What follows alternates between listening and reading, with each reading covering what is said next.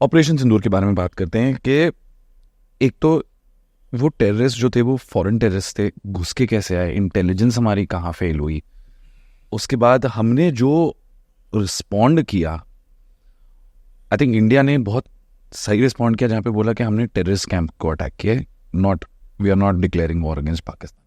उसके बाद भी ये, आप प्लीज़ मुझे ये समझाइए कि एग्जैक्टली हुआ क्या है और नया नॉर्मल आज क्या है। देखो, जो पहलगाम में हुआ है वो एक ऑफशूट काइंड ऑफ इवेंट हुआ है, जहाँ पे वहाँ पे कोई फौज नहीं थी, सीआरपीएफ नहीं था, बीएसएफ नहीं था। नॉर्मली क्या होता है इंटरनल सिक्योरिटी के लिए, जहाँ पे ये टूरिज्म वाले स्पॉट्स होते हैं वहाँ आर्मी नहीं होती। आर्मी तो वहाँ उस जगह होती है जहाँ बेस पे होती है, जहाँ पे कॉर्डन सर्च ऑपरेशन करती है on strict and correct information. वो टर्मिनेशन के लिए होती है, ना कि सिक्योरिटी के लिए। अभी लोग पूछते फौज वहाँ पे क्यों नहीं थी। अगर फौज तुम्हारा इंस्टीट्यूशन को प्रोटेक्ट करने के लिए फौज नहीं होती, वहाँ पे बीएसएफ होती है, सीआरपीएफ होते हैं, पुलिस वाले होता है, एंड जो टूरिज्म वाले स्पॉट्स हैं तो उसके लिए इन लोग की फौज लगती है वहाँ पे। But when it comes down to the yatra, there the army comes in principle, because there are more than 50-60-1 lakh people who are involved, and that route needs to be protected. उस टाइम पे फौज लगती है only for that period, उस पूरे root को protect करती है, नॉट अबाउट प्रोटेक्शन ओनली। उस टाइम पे नेचुरल डिजास्टर्स भी काफ़ी हो सकते हैं, बर्फ गिर सकता है, बारिश हो सकती है, लैंडस्लाइड हो सकते हैं।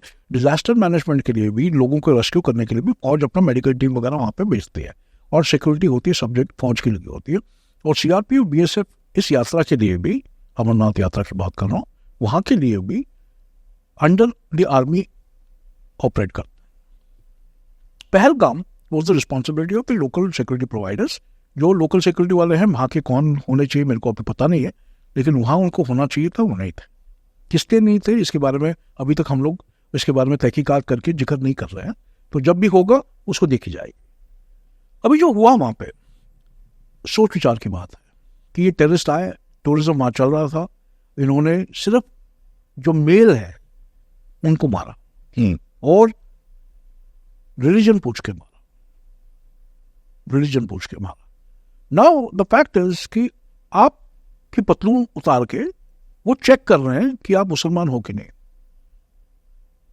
आपको वो पूछ रहे हैं कि अगर आप मुसलमान हो, जो कुरान की इजी वर्सेस हैं उनका जिक्र करिए, आप कलमा पढ़िए, कलमा पढ़िए आप। वो भी नहीं हुआ तो गोली मार दी, वाइफ के सामने, मदर के सामने, बच्चों के सामने गोली मार दी। और ये भी बोला कि वापस जाके मोदी साहब को बताना कि हमने ये कांड किया। Now you see, this is absolutely sinister. What was the intention not known, but इसमें 2 कश्मीरी थे, कुछ फॉरेनर थे, that is known to us because of the entire action being recorded on camera. Camera में सब आ गए तो पता है किसने इसको स्पॉन्सर किया, क्यों स्पॉन्सर किया, किस लिए स्पॉन्सर किया, मकसद क्या था इनका। कोई भी टेररिस्ट कहाँ से भी ट्रेन हो, वो अगर अंदर आके अपने लोगों को रिलीजन पूछ के मार रहा है और ये बोल रहा है कि इस नेशन के प्राइम मिनिस्टर तक ये आप संदेशा पहुंचाइए, that means he is been pumped by somebody. Correct, ठीक है। ऐसा नहीं हो सकता कि वो इंडिविजुअली अपने काम कर रहे हो। और कश्मीर में इतना local command and control terrorism का है नहीं कि वो कश्मीर से ऑर्डर आए।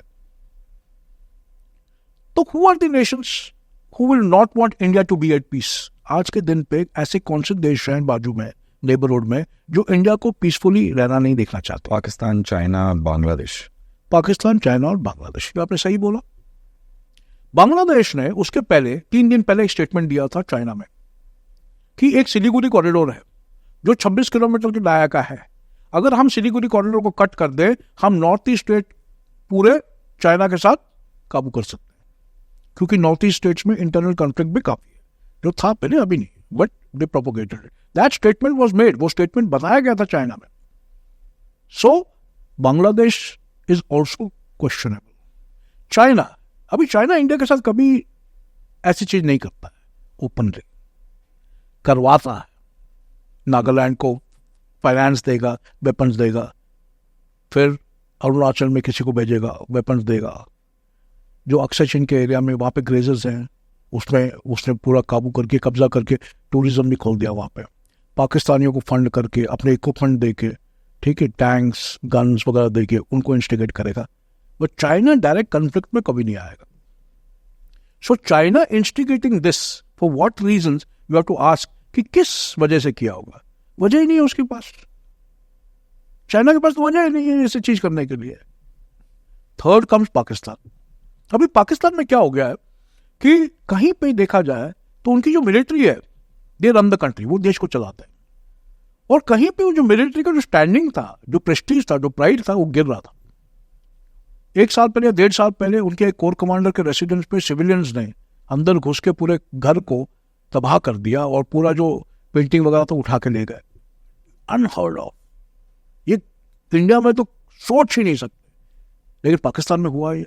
उनके कंटोनमेंट पे अटैक हुए, एयरफोर्स स्टेशन, उनके एयरफोर्स स्टेशन में उनकी के लोगों ने अटैक किए, उनके स्कूल्स में फौजियों के बच्चों को फायरिंग करके उनको खत्म किया। अभी पाकिस्तान में पॉलिटिकल स्ट्राइक इतना है, it is politics against the army. और जो पॉलिटिशियन आज की तारीख पे पाकिस्तान को चला रहे हैं वो भी आर्मी पपेट्स हैं, वो मिलिट्री चला रही है उनकी वजह से। So somewhere down the line after this incident, when a little bit of understanding was achieved, while pin point हम नहीं कर सकते हैं कि कौन किसने क्या किया है, लेकिन ट्रेनिंग तो तुमने ही दिया, हथियार तो तुमने ही दिया, एम्यूनिशन तो तुमने ही दिया। हो सकता है किसी जिहादी ग्रुप ने उनको बताया कि ये करो, बट तुम्हारी मिलिट्री को एग्जिस्टेंशियल क्राइसिस है आज के दिन। तुम्हारे military is trying to be relevant, आप रेलिवेंट बनने की कोशिश कर रहे हो, जो हो नहीं रहा है। इमरान खान का प्रॉब्लम है, बलोचिस्तान का प्रॉब्लम है, सिंध में प्रॉब्लम है, खैबर पख्तून में प्रॉब्लम है, नॉर्थ वेस्ट फ्रंटियर प्रोविंस में प्रॉब्लम है, लाहौर में प्रॉब्लम है, सब जगह प्रॉब्लम है। Punjabi versus the rest of Pakistan. Correct.